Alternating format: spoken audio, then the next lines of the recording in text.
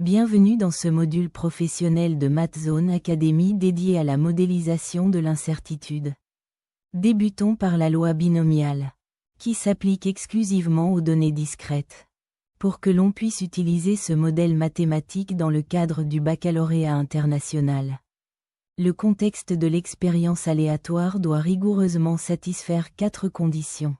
Premièrement, l'expérience doit comporter un nombre fixe d'essais répétés, noté n. Deuxièmement, chaque essai doit être indépendant. Le résultat de l'un n'influence aucunement l'autre.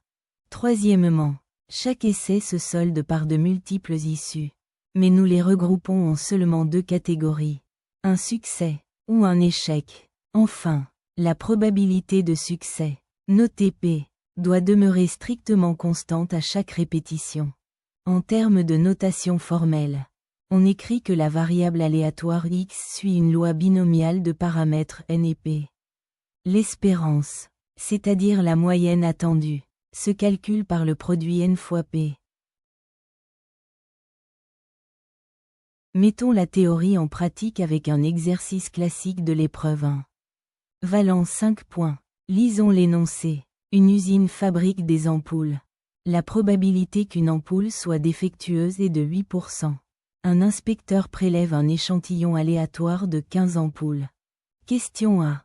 Calculer la probabilité qu'exactement 2 ampoules soient défectueuses. Question B. Calculer la probabilité qu'au plus 3 ampoules soient défectueuses. La première étape, primordiale pour les points de méthode, est de justifier le modèle. Pourquoi la loi binomiale? Nous avons un nombre fixe d'essais. N égale 15 ampoules. Chaque tirage est indépendant. Il n'y a que 2 issues. L'ampoule est défectueuse. Ou elle fonctionne. Enfin, la probabilité P de 8% reste constante. On pose formellement que x suit une loi binomiale de paramètres 15 et 0,08. Pour la question A, on cherche une probabilité exacte. P de x égale 2. Sur la calculatrice TI-84, nous accédons au menu de distribution via la touche seconde, puis vars. Nous choisissons la fonction binom-pdf. Le P signifiant probabilité précise. Nous saisissons les paramètres. Trial vaut 15, P vaut 0, 0,8 et la valeur x vaut 2. Le résultat est de 0,227. Pour la question B, l'expression au plus 3 signifie inférieur ou égal à 3. Il s'agit d'une probabilité cumulée, impliquant une somme de probabilités. Nous utilisons donc la fonction binom-cdf avec un c pour cumuler. Nous définissons trial à 15, p à 0, 0,8 et la valeur x maximale à 3. La calculatrice additionne les probabilités pour 0, 1, 2 et 3, et nous livre le résultat, 0,956. Élevons le niveau avec un exercice de type épreuve 2, exigeant sur la manipulation des bornes. Un étudiant répond au hasard à un QCM de 20 questions. Avec une chance sur 4 de trouver la bonne réponse. Question A. Calculer l'espérance. Question B. Probabilité d'avoir au moins 10 bonnes réponses. Question C. Entre 5 et 8 incluses. Ici encore, justifions le choix de la loi binomiale. Nous avons 20 questions fixes. Répondre au hasard garantit l'indépendance. La probabilité de succès P reste constante à 1 sur 4, soit 0,25. On modélise donc x avec une loi binomiale de paramètres 20 et 0,25. Pour le A, l'espérance se calcule par n fois P. On s'attend à 5 bonnes réponses. La question B aborde le piège classique de l'IB. Au moins 10, s'écrit P de x supérieur ou égal à 10. Or, la fonction binom-cdf de la TI-84 calcule uniquement les probabilités cumulées depuis la gauche. C'est-à-dire inférieure ou égale. Nous devons impérativement utiliser la règle du complémentaire. La probabilité totale de 1, moins la portion non désirée, c'est-à-dire strictement inférieure à 10. Ce qui en données discrètes revient à dire inférieur ou égal à 9. Le résultat est de 0,0139, soit à peine 1,4% de chance de réussite. Pour la question C, la logique soustractive est similaire pour isoler un intervalle. Pour obtenir la probabilité d'être entre 5 et 8 inclus, on calcule d'abord la probabilité totale d'être inférieure ou égale à 8. Englobant ainsi les valeurs 0 à 8. On y soustrait ensuite la portion excédentaire que l'on ne souhaite pas. C'est-à-dire les valeurs de 0 à 4. Cela s'écrit P de x inférieur ou égal à 4. Le calcul nous donne 0,544. Changeons de paradigme mathématique. La distribution normale, contrairement à la binomiale, modélise des données continues. Pensez au poids d'un objet en grammes, ou au temps d'une course en secondes. Graphiquement, elle se traduit par une courbe d'allure symétrique en cloche. Son centre est défini par l'espérance, notée mu, et son aplatissement, ou dispersion, est dicté par l'écart type sigma. La notation normalisée requiert de préciser mu et la variance, c'est-à-dire sigma au carré. Une règle empirique primordiale exigée par le programme de l'IB stipule qu'environ 68% des données gravitent dans un intervalle de plus ou moins un écart type autour de la moyenne. 95% se situent à plus ou moins 2 écarts types, et 99,7% à plus ou moins 3. Lisons attentivement l'énoncé de l'exercice 3. Un grand classique de l'épreuve 1 valant 5 points. Le poids des pommes d'un verger suit une distribution normale de moyenne 150 grammes et d'écart. Type 12 grammes. Question A. Calculez la probabilité qu'une pomme pèse entre 140 grammes et 160 grammes. Question B. Calculez la probabilité qu'une pomme pèse plus de 170 grammes. La première étape indispensable pour sécuriser vos points de méthode est de formuler le modèle. Soit x le poids d'une pomme. X suit une loi normale. Attention à la rigueur académique. On écrit la moyenne, 150, suivie de la variance, c'est-à-dire l'écart type 12 élevé au carré. Pour la question A, la variable étant continue, nous cherchons l'air sous la courbe strictement délimitée entre 140 et 160.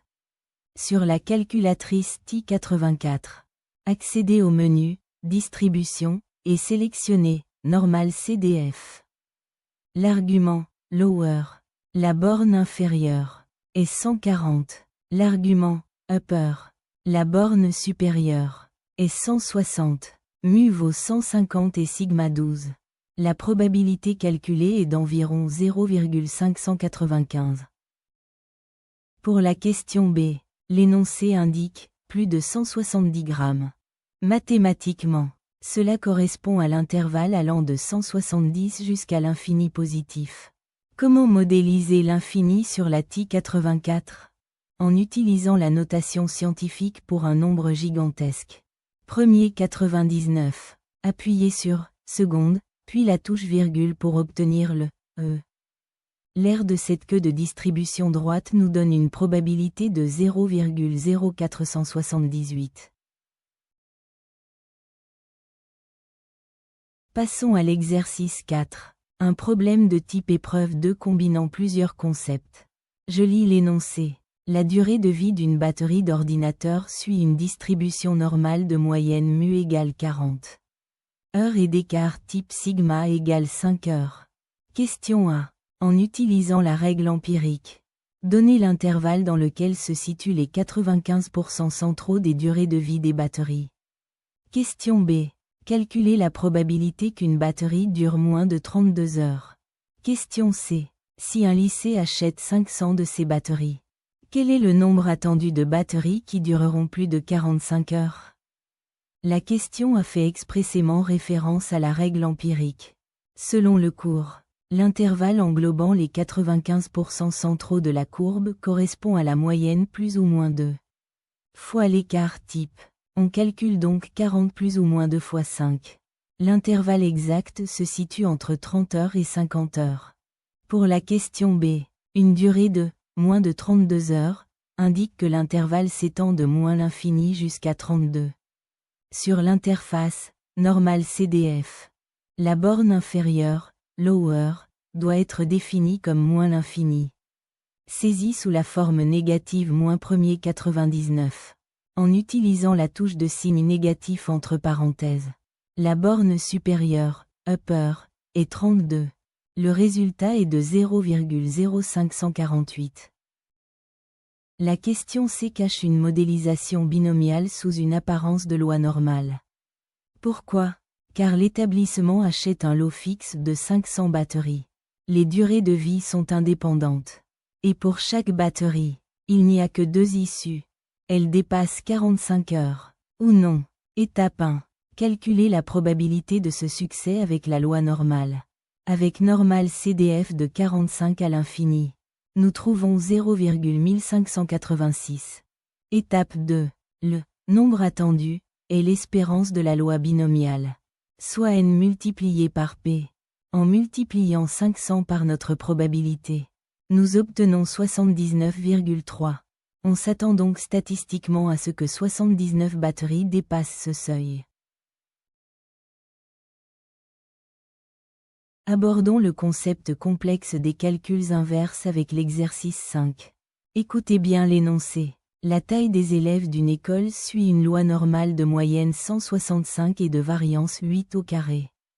En centimètres, trouvez la valeur de k telle que la probabilité que x soit strictement inférieur à k soit égale à 0,85. Interprétez ce que représente k. Dans ce paradigme, le pourcentage, ou l'aire sous la courbe, nous est donné à l'avance. Nous cherchons le quantile sur l'axe des abscisses. La fonction à utiliser est inv-norm. Le paramètre fondamental d'inv-norm est area. L'aire depuis l'extrême gauche de la courbe. L'énoncé indique P de x inférieur à K. Ce qui signifie que notre aire de 0,85 est déjà orientée vers la gauche. Nous saisissons donc 0,85. Avec mu à 165 et sigma à 8. Le résultat est d'environ 173,3 cm. L'interprétation académique est la suivante. 85% de la population étudiante mesure moins de 173,3 cm. En statistique, cette valeur K porte un nom spécifique. C'est le 85e centile. Enfin, terminons avec l'exercice 6, un problème redoutable de l'épreuve 2 regroupant les plus grands pièges de l'IB. Lisons ensemble. Les scores à un examen universitaire d'admission suivent une distribution normale de moyenne 500 points et d'écart type 80 points. Question A. L'université offre une bourse d'études aux candidats figurant dans les 5% des meilleurs scores. Quel est le score minimum requis? Question B. Trouvez l'écart interquartile de ces scores. La question A présente le piège par excellence. Les 5% des meilleurs scores constituent l'élite intellectuelle. Ils se situent donc complètement à droite de la courbe en cloche. Or, les modèles classiques de la TI 84 exigent l'aire paramétrée depuis la gauche. Si vous êtes dans le top 5%, cela signifie que vous surpassez 95% des candidats. L'aire à renseigner dans inv-norm est donc obligatoirement 1-0,05. Ce qui donne 0,95. La calculatrice nous révèle qu'il faut viser un score minimal d'environ 632 points pour décrocher cette bourse. La question B mobilise vos connaissances sur la statistique descriptive. L'écart interquartile, ou EI, se définit par la formule troisième quartile Q3 moins le premier quartile Q1. Pour les trouver, il faut effectuer 2 calculs inverses distincts. Le troisième quartile marquant la frontière des 75% inférieurs. On règle l'aire d'inv-norm sur 0,75. On obtient 553,96. De la même manière, le premier quartile, soit les 25% inférieurs, nécessite une aire de 0,25, donnant 446,04. En effectuant la soustraction finale, nous trouvons que l'écart interquartile de ces scores d'admission s'élève à environ 108 points.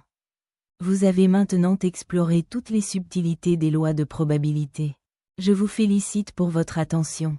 Vous possédez maintenant une maîtrise approfondie, technique et méthodologique de ces modèles probabilistes, indispensable pour exceller à l'IB. Exercez-vous avec rigueur. Et à très bientôt sur Mathzone Academy.